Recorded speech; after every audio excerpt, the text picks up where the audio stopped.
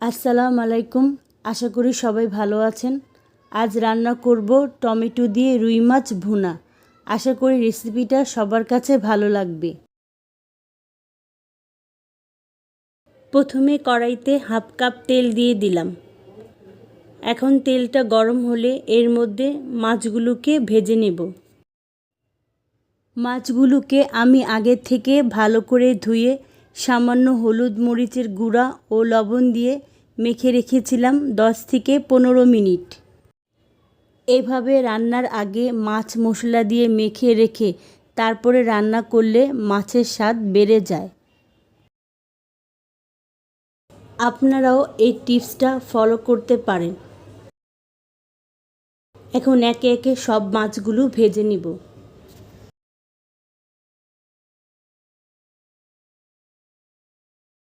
আমার সব মাছগুলো ভাজা হয়ে গেছে। এখন এই তেলের মধ্যে আমি 1 কাপ পেঁয়াজ কুচি দিয়ে দিব। যেহেতু আমি মাছটা ভুনা করব, তাই আমি এখানে একটু পেঁয়াজ বেশি নিয়েছি। পেঁয়াজটা আমার ভাজা হয়ে গেছে। এখন দিয়ে দিব 1 চামচ আদা রসুন বাটা আর সামান্য পানি দিয়ে একটু কষিয়ে নিব।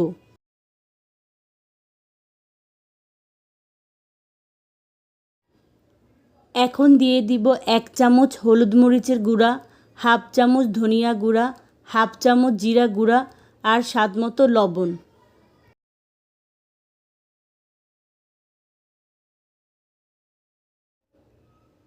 একটু সামান্য পানি দিয়ে মশলাগুলোকে ভালো করে কষিয়ে নিব। মশলা কষানো হয়ে গেছে। এখন এর মধ্যে কেটে রাখা টমেটোগুলো দিয়ে একটু কষিয়ে নিব।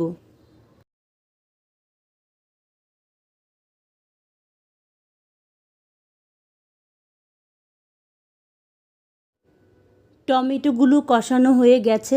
এখন এর মধ্যে আমি পরিমাণ মতো পানি দিয়ে দিব। টমেটোগুলো একটু সিদ্ধ হওয়ার জন্য ঢাকনা দিয়ে ঢেকে মিডিয়াম আঁচে কিছুক্ষণ রান্না করব।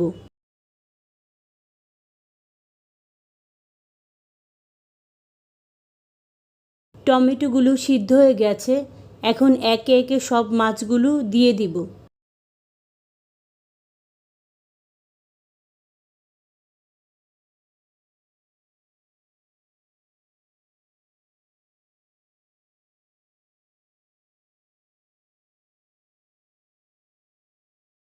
দিয়ে দিলাম কয়েকটা কাঁচামরিচ ফালি।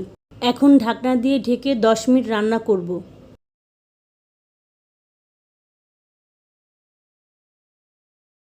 মাছটা প্রায় হয়ে গেছে। মাছের স্বাদটা আরেকটু বাড়ানোর জন্য এর উপরে কিছু ধনিয়া পাতা কুচি দিয়ে আরও 5 মিনিট ঢাকনা দিয়ে ঢেকে রান্না করব। এই তো হয়ে গেল আমার আজকের রেসিপি টমেটো দিয়ে রুই মাছ ভুনা। আশা করি আমার আজকের রেসিপি আপনাদের ভালো লেগেছে। তাহলে আজকের মতো এই পর্যন্তই। আবার দেখা হবে আমার নেক্সট কোনো ভিডিও নিয়ে। আল্লাহ হাফেজ।